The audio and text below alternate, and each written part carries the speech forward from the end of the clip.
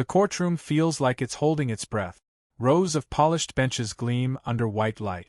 The air is formal, tense, charged with quiet expectation. At the bench sits Judge Ruth Bader, composed, deliberate, every gesture measured. Her reputation precedes her, a symbol of reason, precision, and authority. When she speaks, people listen. When she pauses, people wait. Across the room stands Jasmine Crockett. Calm, steady, her posture balanced between respect and defiance. She's not there to provoke. She's there to make a point. And that perhaps is what makes this moment so dangerous. The two women lock eyes briefly and something shifts. Not hostility, something subtler, a silent understanding that this exchange will not be ordinary. The proceedings begin, routine questions, formal answers. Everything follows the familiar rhythm of control until Crockett speaks. Her voice doesn't rise. It simply carries. Every word lands cleanly without apology. There's no tremor, no hesitation, just clarity. Her statement challenges a long-standing assumption. One so deeply rooted it almost sounds like rebellion. The room reacts in stillness. Even the murmurs fade. Judge Bader's pen stops moving. Her eyes lift. For the first time, the authority at the bench seems engaged, almost intrigued. She leans forward slightly. Her tone sharpens, not unkind, but firm. A question, precise and deliberate, cuts through the air. Are you suggesting that the law itself can be wrong, Miss Crockett? Crockett doesn't flinch. Her answer is quiet, but heavy enough to shift the temperature in the room.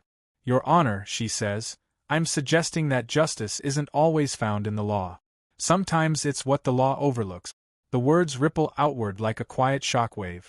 The clerk looks up. The reporters stop typing. Even the judge seems to pause before responding. The tension is not loud. It's suspended. One statement has turned a hearing into a duel of ideals.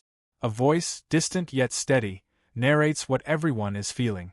Even truth has to defend itself, especially when power feels questioned. The camera freezes on the two women, one seated, one standing, both unshaken. The air in the courtroom feels changed now. Whatever normal rhythm existed before has vanished. No one coughs. No one moves. Even the smallest sounds seem too loud. Jasmine Crockett stands at the center of that silence. A single figure surrounded by weight and watching eyes. Her statement still lingers. A truth too bold to ignore. Justice isn't always found in the law. Judge Ruth Bader's gaze stays fixed on her. It isn't anger. Not yet. It's curiosity sharpened by decades of discipline. To be questioned inside her courtroom is rare. To be questioned this calmly, almost unheard of. Crockett's expression doesn't shift. She isn't seeking confrontation. She's seeking understanding. She knows how moments like this are remembered, not by volume, but by composure. The judge clears her throat, her tone carrying the weight of authority. Miss Crockett, she says evenly, you're aware that law and justice are not always the same. But this courtroom follows the law. Would you prefer we replace it with interpretation? The words are precise, deliberate, the kind that test intellect without appearing to. For a second, the power in the room swings back to the bench. People nod slightly, quietly, agreeing. The judge has reclaimed control, but then Crockett answers. No, Your Honor, she says softly. I'd prefer we remember that laws were written by people and people make mistakes. Justice begins when we're brave enough to admit that the quiet deepens again. The kind that comes after something undeniable has been said. Judge Bader tilts her head. Her expression changes. The smallest shift but noticeable. It isn't irritation. It's recognition. The kind you see when someone realizes the argument isn't about winning. It's about truth. A reporter in the back lowers his pen slowly, almost afraid to break the stillness. Everyone in the room senses that this isn't a clash. It's something else. Two generations of power meeting on common ground, but from opposite directions. Crockett continues, steady as before. When laws were written, she says, they didn't always include people who look like me. They didn't always protect those who had no seat in the room. So, when I challenge a law, I'm not defying it. I'm demanding it evolve. The judge exhales quietly.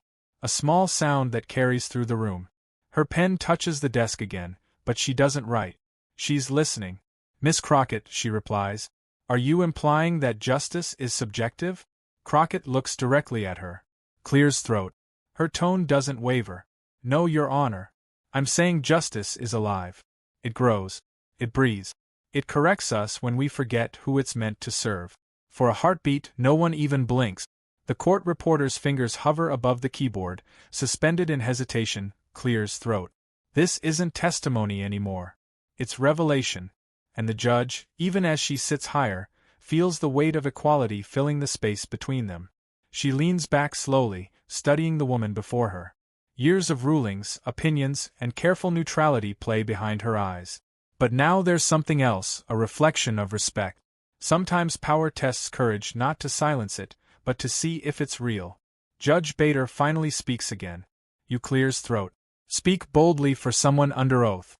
Crockett smiles slightly. I speak boldly because truth deserves a witness. That answer lands like a gavel strike. Final, certain, unafraid. You can feel it ripple through the benches. The subtle shift from skepticism to awe. Even the judge can't help but pause before replying.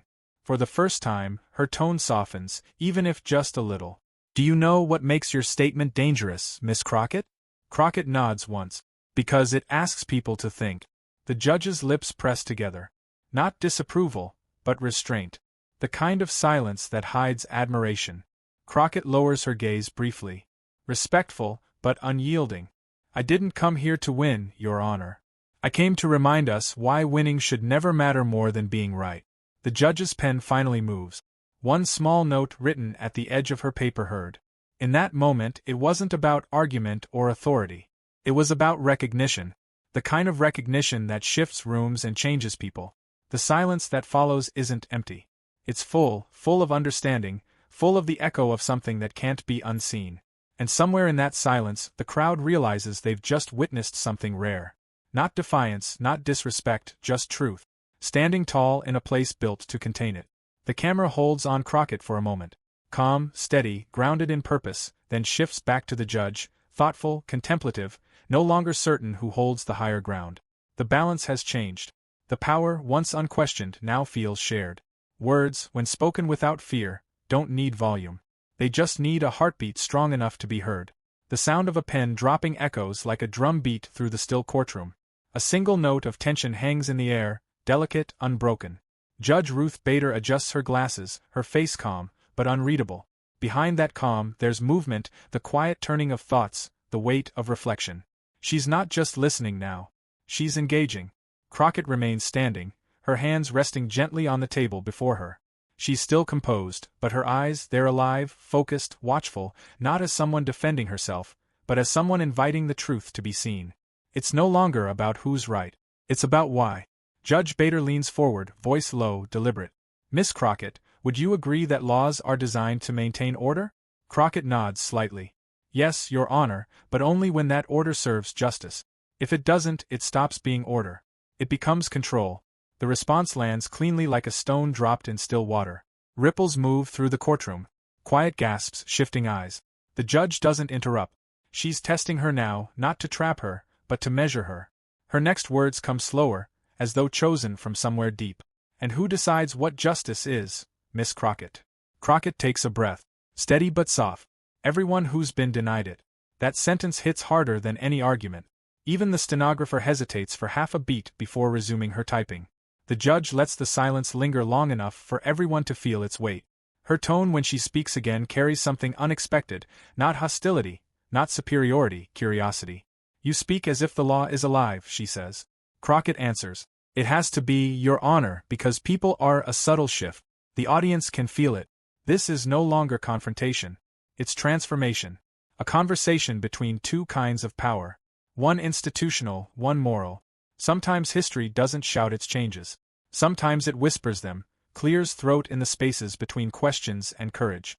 Judge Bader leans back again, her chair creaking faintly. Years of experience sit behind her. Decades spent defining justice in ink and precedent. But this moment feels different. She's not the teacher anymore. She's a witness. Crockett steps closer to the center of the room, not advancing, but clears throat, grounding herself. Her voice doesn't waver. It deepens. When laws were written, Your Honor, they didn't imagine every kind of person they would govern. That's why we sit here, not just to enforce them, but to reconsider them. The judge tilts her head slightly, intrigued. You believe justice evolves? I believe it must, Crockett replies. Otherwise, we would still call progress rebellion. The words feel heavier than they sound. The gallery murmurs, quiet, impressed, unsettled. Judge Bader lets the noise die down. Then she asks, "And where does that leave those of us who swore to uphold the law as it stands?" Crockett's answer is immediate. "It leaves you, Your Honor, in the hardest and most honorable position of all to protect a system that you also have the power to improve." That line freezes even the cameras. It's not an attack, it's acknowledgement, a rare kind of truth that respects authority but refuses to bow to it. For a few seconds, Judge Bader doesn't speak.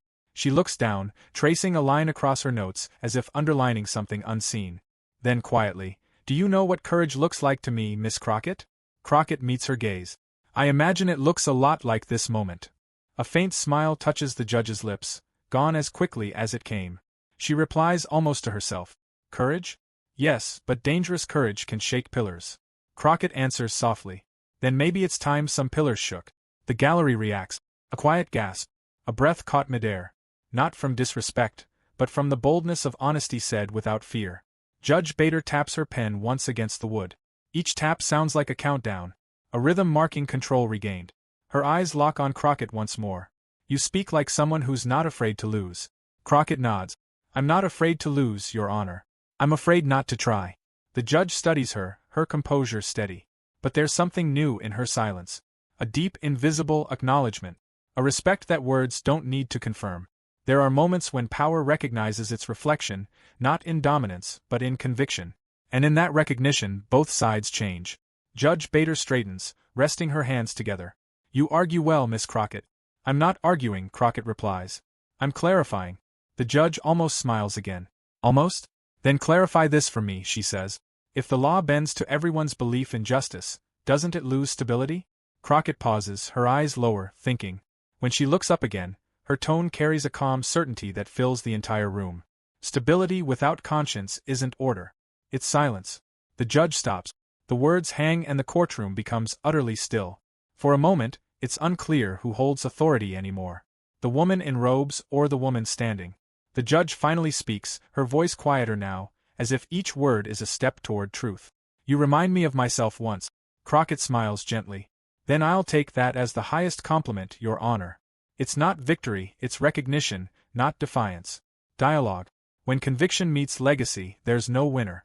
Only a room forever changed by the sound of truth, standing tall." The judge leans back. Crockett steps away from the stand. The air feels lighter now, but no one quite knows why. Something has shifted quietly, profoundly. And though the gavel hasn't struck, the verdict has already arrived. The tension that once whispered now hums through the room like an invisible current. Every person seated feels it. That thin line between authority and awakening, stretched but unbroken.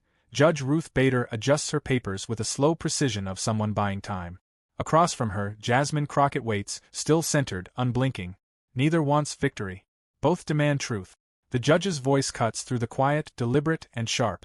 "Miss Crockett, your words inspire passion, but passion doesn't change statute. How do you propose we reconcile conviction with the confines of written law?" Crockett answers without hesitation. "By remembering that written law is the beginning of justice, not its end. Laws are structure, Your Honor. Justice is the soul we build inside it." The words flow like water, finding cracks in stone.